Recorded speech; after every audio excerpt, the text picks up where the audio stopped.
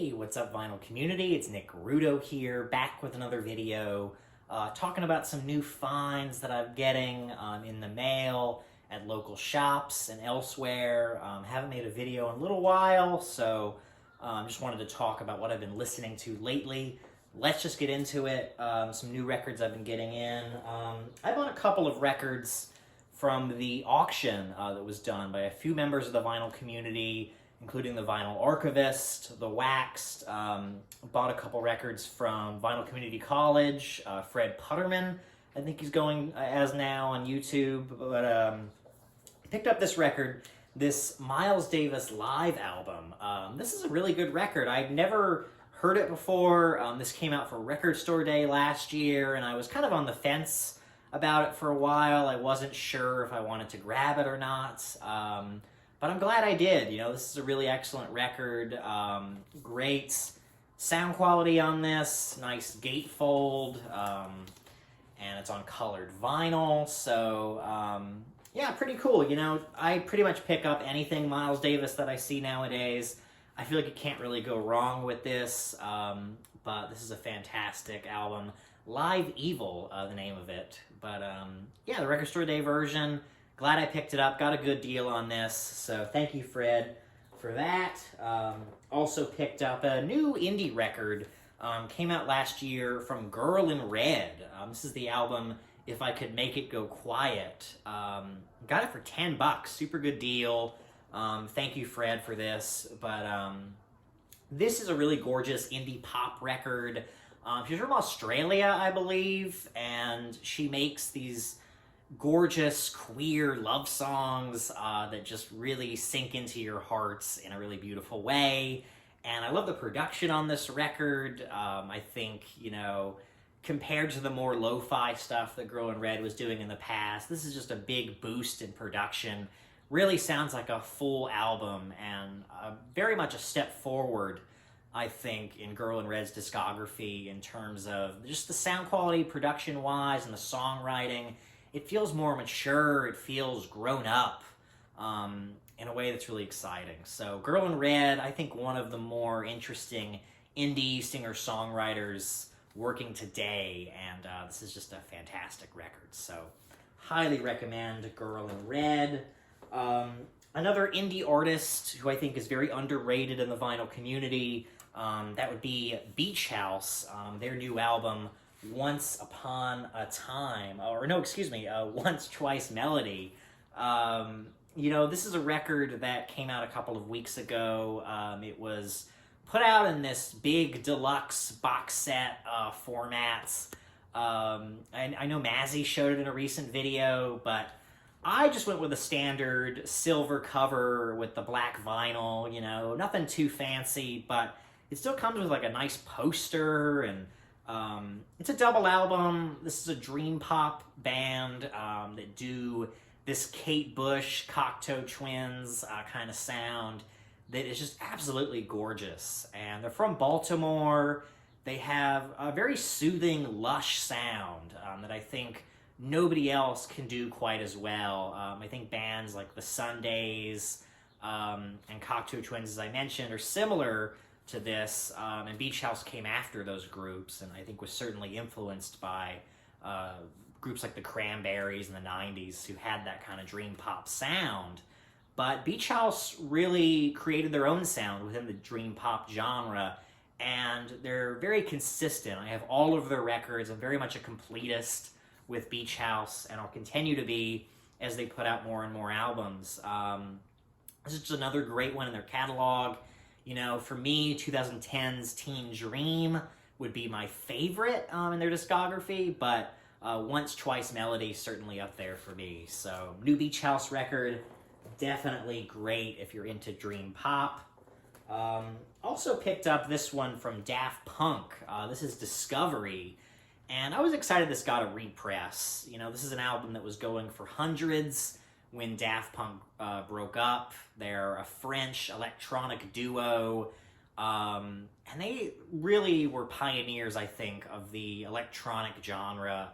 Started in the 90s and just put out hit after hit, and this record is from 2001, and it just kills. It's a really fantastic record, and I think the best sounding Daft Punk record on vinyl, in my opinion. A lot of people say that Random Access Memories is the best sounding, but for me, this new reissue of Discovery is so good in terms of its sound quality, in terms of just the level of depth that you hear on this record. I mean, one of the best sounding electronic records in my whole collection. So, highly recommend this one. This was a very heavily allocated release.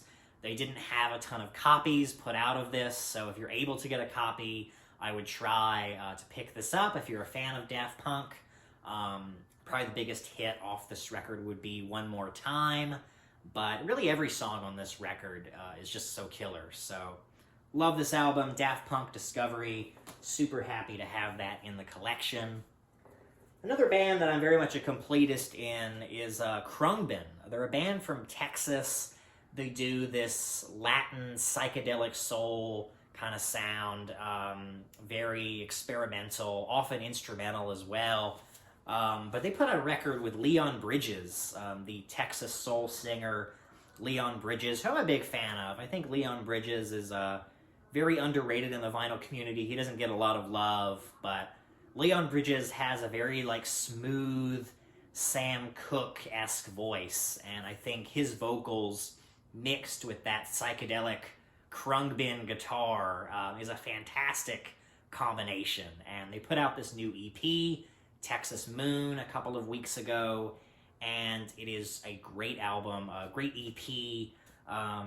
And they put out Texas Sun a couple of years ago. This is a bit of a sequel to that, but this is the indie exclusive vinyl of it. If you like soul music, if you like kind of funky psychedelic rhythms, check out Krungbin and Leon Bridges. Really good stuff. Also picked up recently a new reissue of the White Stripes, their debut record. I feel like I'm becoming a bit of a completist with the White Stripes. I'm only missing 2 albums by them now.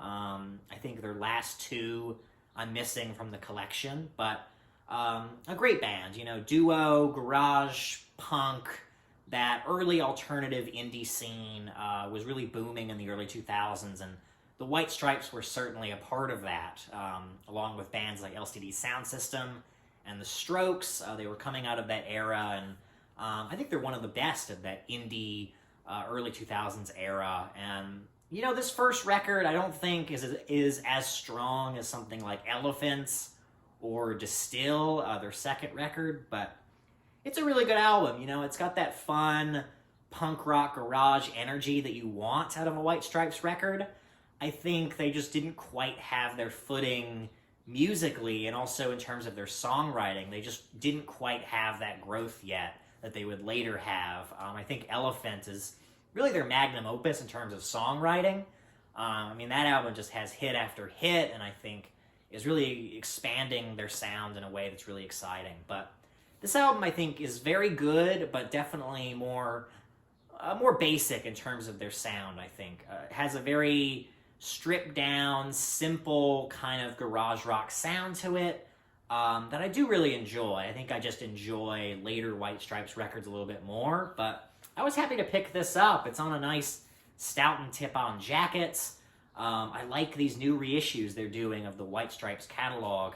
I recently picked up White Blood Cells, which is just a really dynamite album, White Blood Cells. So, this I think is definitely not my favorite, but it's a very good listen. So, definitely still recommended by me, but White Stripes, their first album, self-titled. I also picked up this album by The Doors, Morrison Hotel. This was $6. I wasn't sure how it was going to sound. I picked this up from my local record store, Crazy Rhythms Records, the best record store in San Antonio, hands down. And they said that this album had some edge warp to it, so I wasn't exactly sure how it would sound on my Thorns turntable, but it actually sounds great. This is a very good sounding pressing. I'm not sure if it's an original or not, but certainly seems to be an original, or an early pressing So either an original or an early, 70s pressing, I'm assuming. But I love this gatefold, one of the best classic rock bands out there, I would say.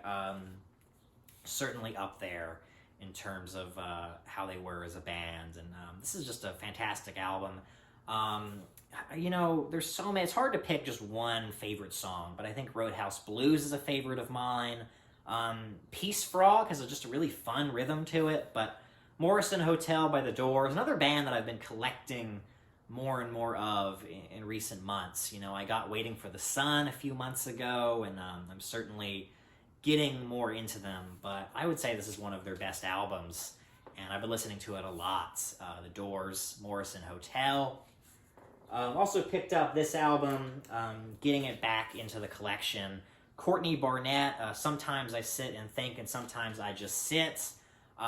This album was really important to me when it first came out, and I actually sold it when I was in college. I needed some money. I was, just trying to pay for books and semester fees and such, and so had to get rid of a bunch of my collection. Maybe I'll do a video about that in the future. I got rid of a lot of indie records, hundreds of indie records I sold back in the day, and some of them I regret selling, and this is certainly one of those that I've missed. Courtney Barnett is a really wonderful Australian songwriter, has these very Bob Dylan-esque stream of consciousness lyrics that I really love. And she has a song on here, Depreston, which I think is a very melancholy song. It's full of sorrow, but has a lot of depth to it. And I think is a very emotional track, but a really great song. So Courtney Barnett, love her music. She's one of my favorite indie singer-songwriters, and I was lucky enough to see her live.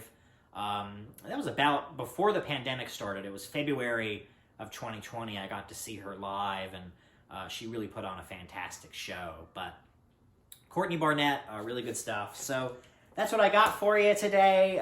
Good mix of old and new here. So thanks so much for watching, everybody. I'll be back soon with another video talking about records I've been listening to and whatever else comes up. So hope you have a great rest of your weekend, VC, and I'll talk to you next time. Have a good one.